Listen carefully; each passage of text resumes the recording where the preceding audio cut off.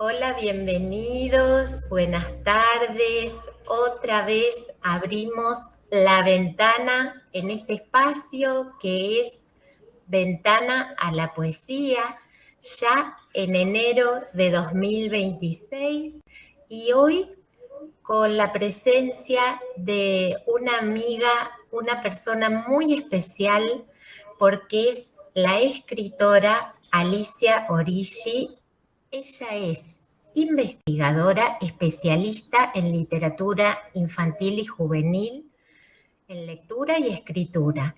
Es licenciada en letras, profesora en letras y maestra normal nacional. Formada en la Facultad de Filosofía y Letras de la Universidad de Buenos Aires, donde también se especializó en procesos de lectura y escritura en el marco de la cátedra de UNESCO. Desde 2013 dicta el taller de lectura y escritura en la escuela primaria, en la carrera de posgrado de la UBA y se desempeña como docente en diplomaturas universitarias vinculadas a la literatura infantil y juvenil y la cultura digital.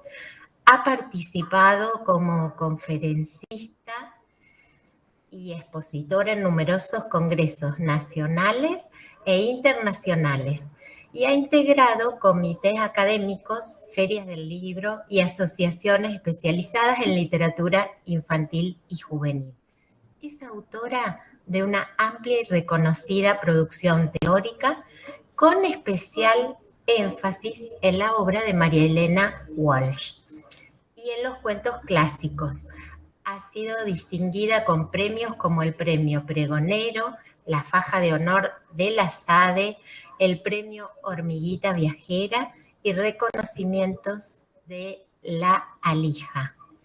Dirige y colabora en publicaciones académicas y desarrolla una intensa labor de divulgación cultural en ámbitos educativos, medios y espacios públicos.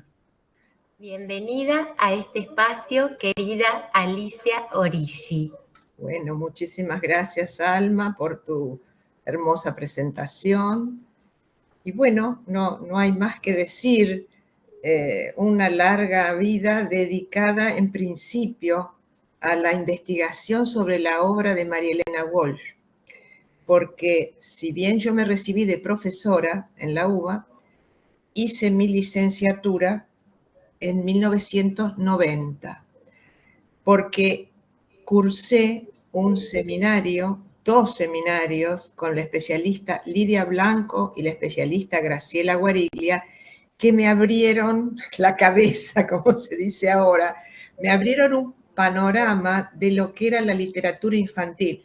Cuando yo me gradué, no estaba tan desarrollada. Yo me gradué bastante joven, en el 76, y no estaba tan desarrollado todo este aspecto. Entonces yo vuelvo a la facultad para investigar en este tema y descubrí, ya más grande, mayor, mi vocación.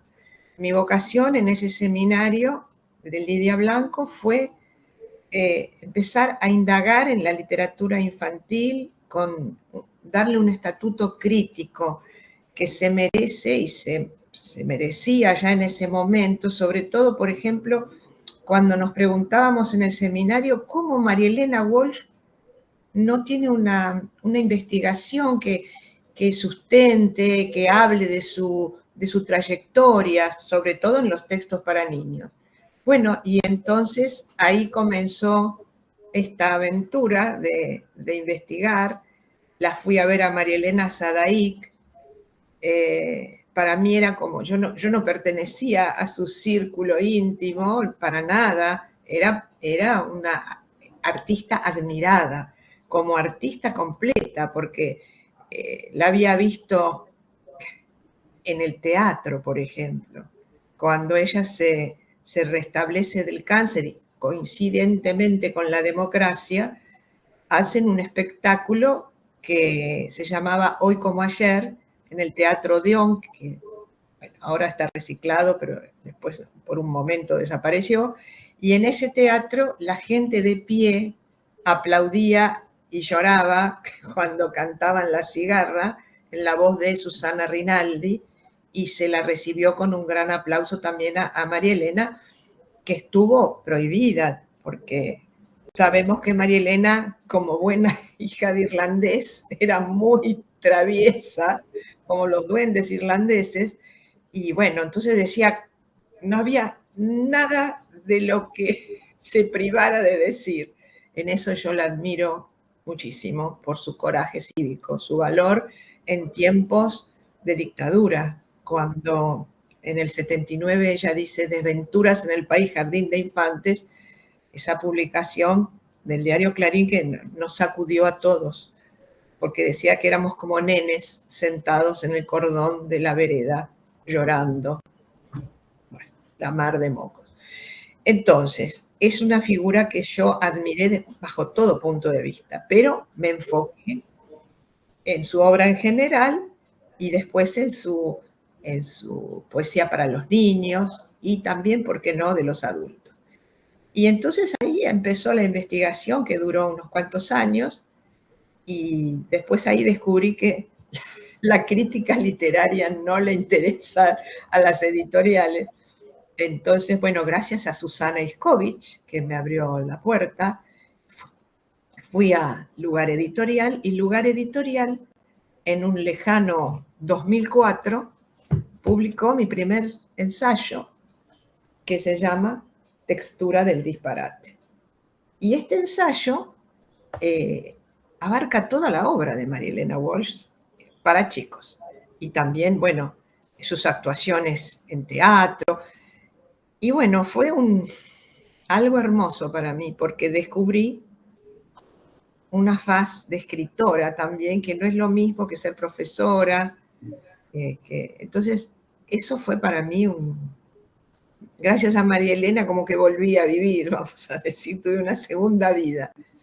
Es que creo que ahí está lo valioso del intercambio poético, ¿no? Esta María Elena Walsh que decía, poesía no es solo transmisión o memorización de versos, es por sobre todo una actitud frente a la vida, una forma de sensibilidad, y ella lo llevó hasta las últimas consecuencias con esto que vos contás, ¿no? En plena dictadura, escribir todas esas metáforas que en todo ese lenguaje metafórico no iba dirigido a los niños específicamente. ¿Y qué actual es hoy? Qué actual. Yo, si vos me permitís, de despertar conciencias a través de la poesía y del lenguaje poético y de lo que nosotros por ahí vamos escuchando de canciones, de poemas, de cosas que se nos pegan y cómo realmente influye.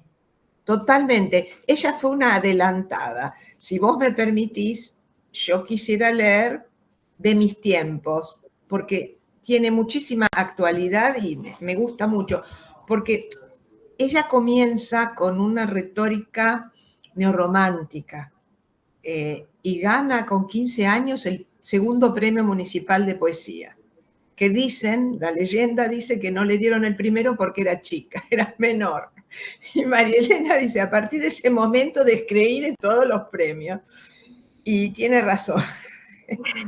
Entonces, tenía razón. Bueno, en su libro Hecho a mano, que viene posteriormente, en 1965, inicia en los 60 una revolución en su poética y cambia su forma de expresión, yendo hacia un lenguaje más coloquial. La estética neorromántica tenía otras metáforas, otros temas que ella deja de lado, la naturaleza, el solar natal, la melancolía por el tiempo que se ha perdido, encara de otra manera, pero sigue siempre, ella tiene un elemento en su personalidad melancólico. Pero quiero compartir esto porque tiene mucha vigencia, Alma.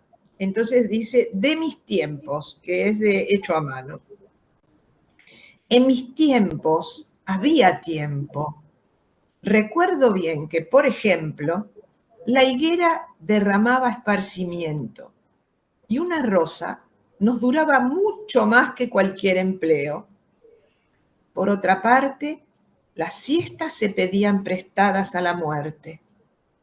Quizás el tiempo era como las frutas, se regalaba a los vecinos después de verlo madurar. Se compartía en las veredas, entre abanicos y señores de sosegada camiseta, mientras parsimoniosamente iban escobas y venían amontonándolo como importante. Y la eternidad sentadita en su silla de paja, porque sí. Es que era siempre tan temprano y tan segura la abundancia, la inundación de treguas oportunas, que se guardaba el tiempo en los sombreros y un día se derrochaba todo en un solo saludo, saludando. Uno viajaba en libro a todas partes y visitaba diferentes ocios, el de al lado, el de enfrente, el de las tías. No se había inventado el maleficio de la prisa, no, de ninguna manera. Los espejos esperaban de sobra que uno peinara su pausado pelo, que uno se terminara de encontrar. El tiempo era un perfume y no venía nadie a medirlo ni guardarlo en cajas. Los trenes, todo lo que hacían era aludirlo en sus horarios. Se podía llorar a gusto porque eran lentos los rincones, o quizá porque había aún macetas donde depositar una lágrima sin que las flores se opusieran, o porque la llovizna hablaba en un idioma sin resentimiento. Todos usábamos tiempo y lo perdíamos, cómplices de su lujosa concurrencia, y hasta el hastío era un modo de ser de los balcones que enternecía delicadamente. Creo que todavía queda un poco de tiempo verdadero, pero lejos, pero muy lejos, en algunos patios, refugiado en aljibes. Se queda todavía en niños solos que reinan sobre umbrales y en la lustrada majestad del gato.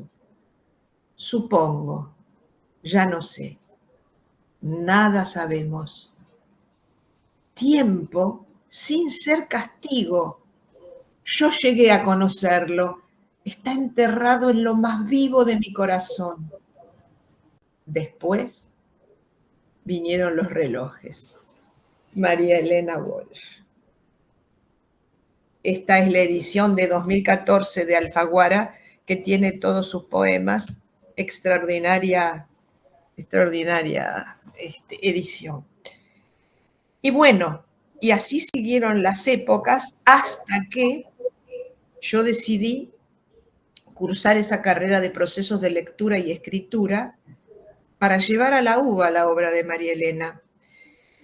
E hice un ensayo muy interesante, muy interesante. En ese momento no estaba en la Academia de Literatura Infantil cuando cursé esa carrera, me gradué en el 2011 y después con la ayuda de la Academia de Literatura Infantil que integré a partir de 2013, surge con un subsidio del Fondo Nacional de las Artes María Elena Walsh o la coherencia del disparate. Y aquí está plasmado, a diferencia del primer libro que habla de la obra en su totalidad, el tema de la traducción, con un concepto de la traducción contemporáneo. Es una lectura, una renovación, lo que hace el traductor. El traductor es autor.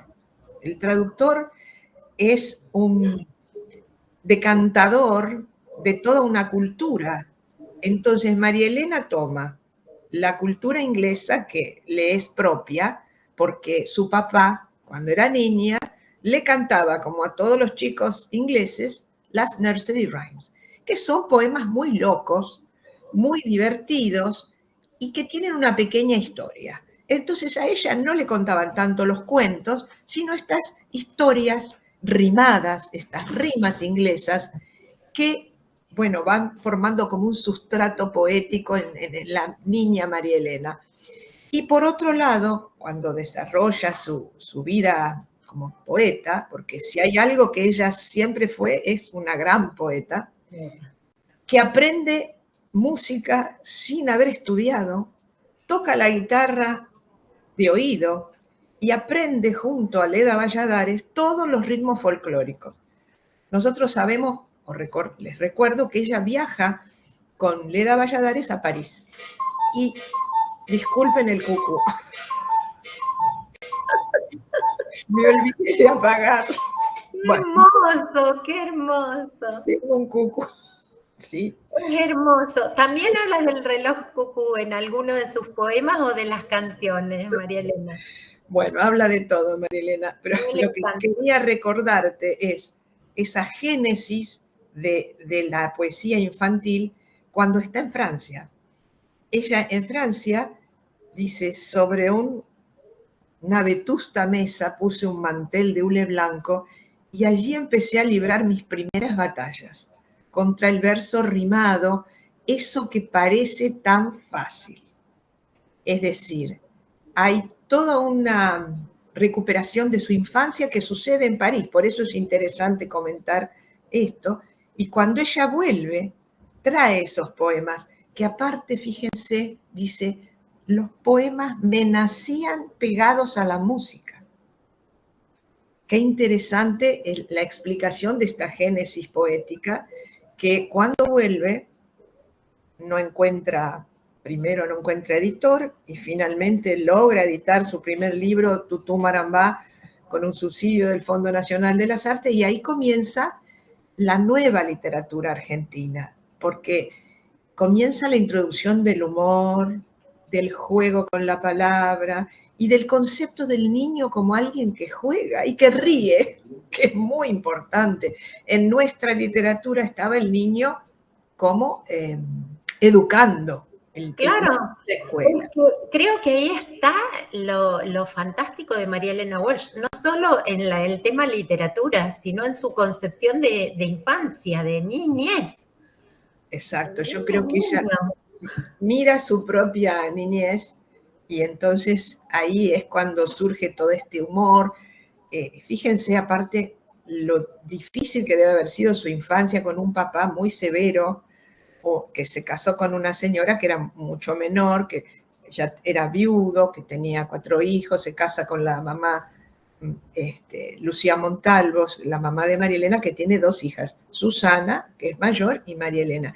Era un hombre severo, tocaba la mandolina, tocaba el piano y le enseñaba a la hermana mayor, a Susana le enseñó piano y la mandó a estudiar piano, a María Elena no. Esto es muy curioso.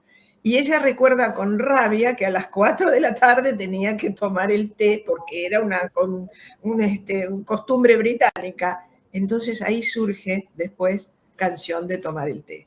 Ay, que todos la hemos cantado en nuestra infancia, sí. Y por qué no los jardines de infantes actuales también, porque los chicos de todas las épocas se divierten con las canciones de María Elena Walsh. Claro, y con esas locuras del plato que todo, le da vida a todo lo impensado, ¿no es cierto?, a los objetos cotidianos, como hace Hans Christian Andersen, que Andersen toma, no sé qué, una tetera rota y hace una historia de por qué esa tetera estaba orgullosa de ser quien era, aunque estaba quebrada.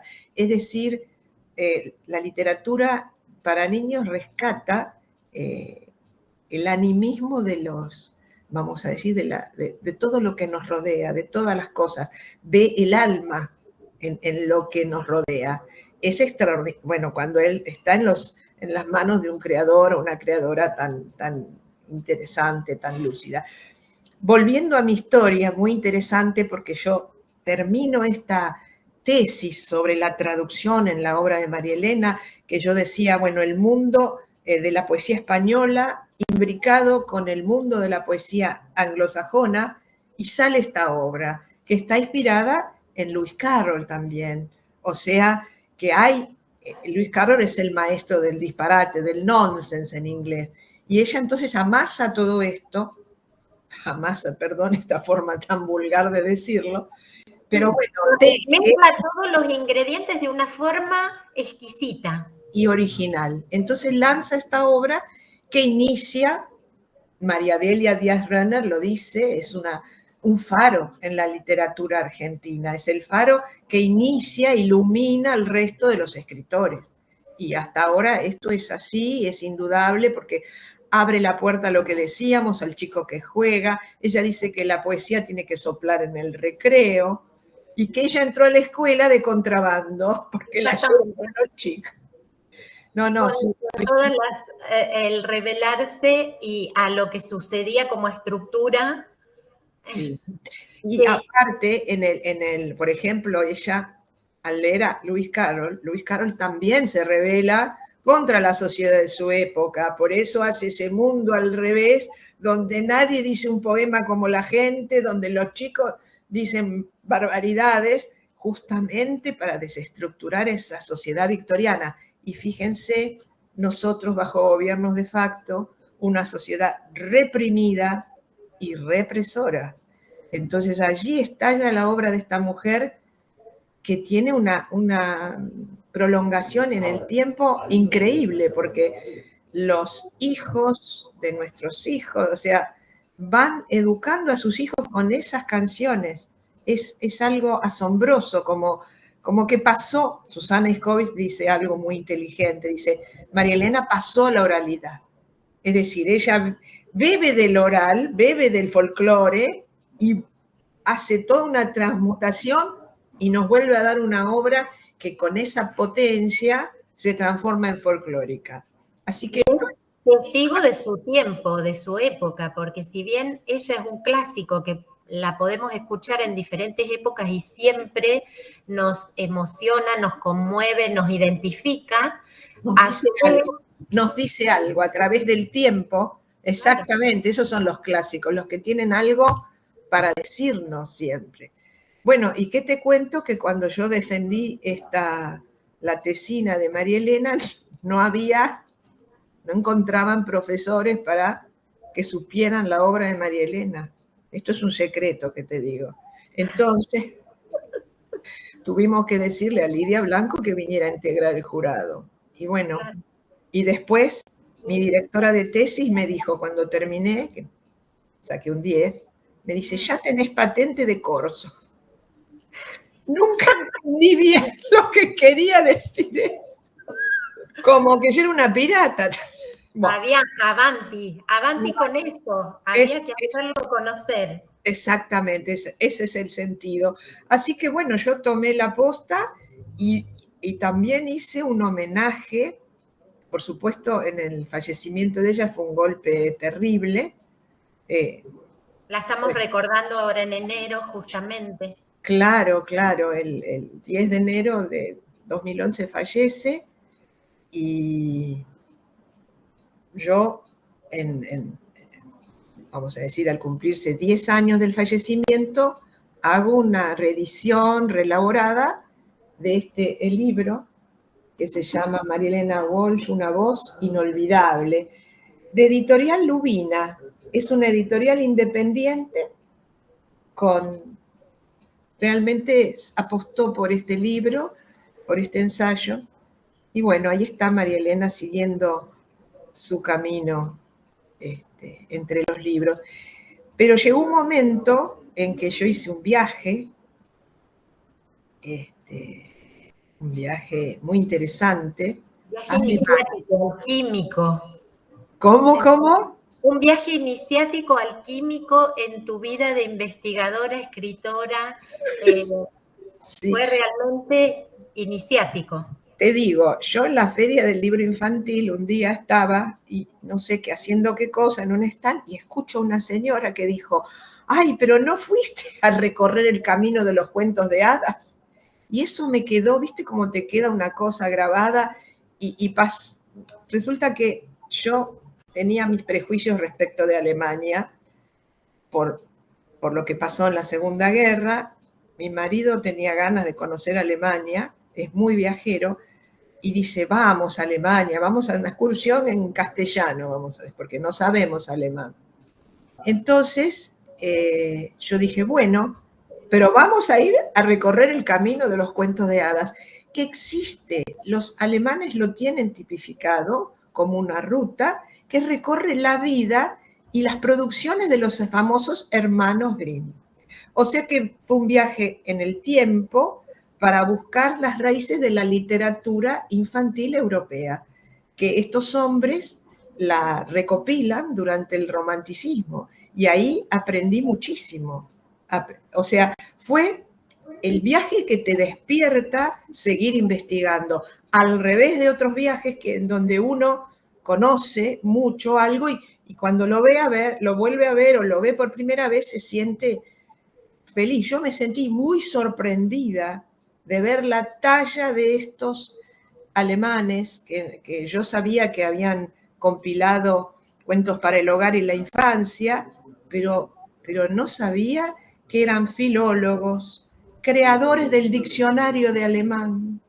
Llegaron en sus vidas hasta la letra F, que eran creadores de la gramática del alemán. O sea, eran unos sabios asombrosos que hablaban 7 idiomas, que estuvieron en todas las universidades dando cátedra sobre el idioma alemán, que en ese momento estaban haciendo. Alemania era un conglomerado de principados que luchaban entre sí. Y los Grimm querían una Alemania unificada, como era Francia en ese momento. Luchaban por una Alemania democrática. Fueron verdaderos próceres. Realmente conocerlos y adorarlos, aparte porque se llevaban bien entre ellos los hermanos. Los hermanos eran 6, pero los Grimm eran 2 los que se dedicaron a estudiar. El mayor, sí, Jacob, le digo yo, y el segundo Wilhelm, Guillermo, o sea, yo lo puse en el idioma. Y juntos, Guillermo. Guillermo se casó, tuvo hijos, y Jacob no, permaneció solterón y muy estudioso toda su vida, pero vivía.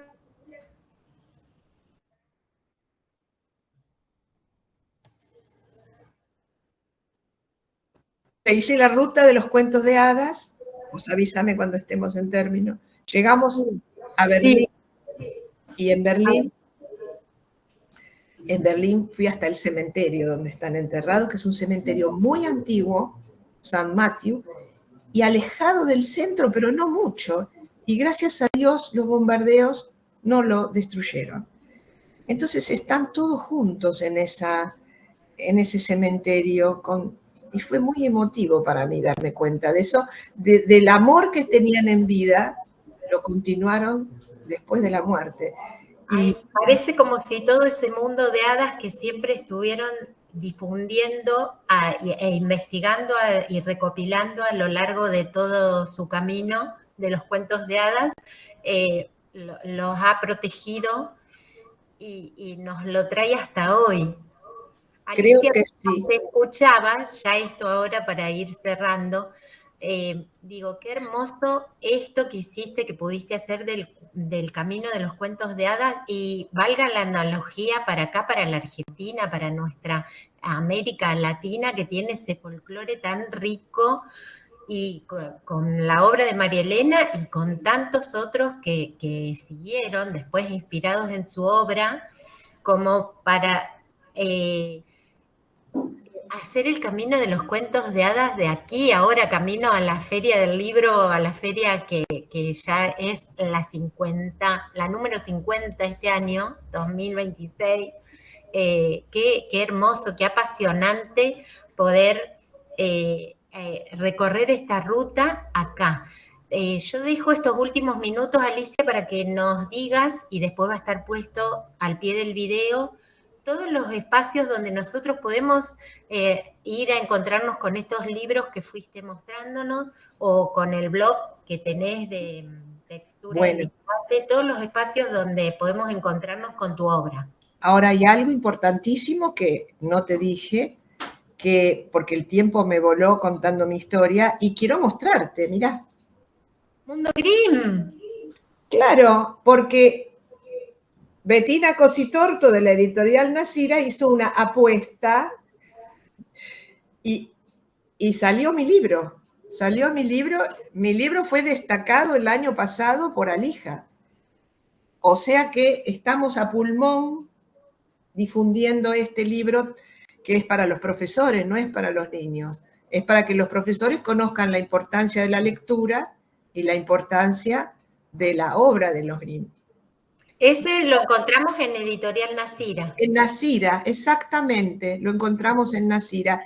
Y yo tengo este blog que se llama texturadeldisparate.com, en principio dedicado a María Elena y a su obra, pero luego fueron llegando los hermanos Grimm, los cuentos clásicos, y también la administradora de mi blog, que es Gabriela Tiziani, que tiene una gran paciencia, yo de eso no sé nada, fuimos incorporando y subiendo Mundo Grimm y la última novedad, que todavía no está plasmado en algo físico, porque me gustan los libros físicos, soy antigua yo, quiero hablar de Hans Christian Andersen, porque quiero ir al pasado, es decir, el pasado para ayudar a los escritores del presente, a que vean, a que revean, a que recuerden la obra del dinamarqués, que es esa sirenita en su versión de Disney me pone mal, porque mis nietas la saben de memoria, y la sirenita de Andersen es muy triste, pero da otra lección, da una lección de lo que es el amor,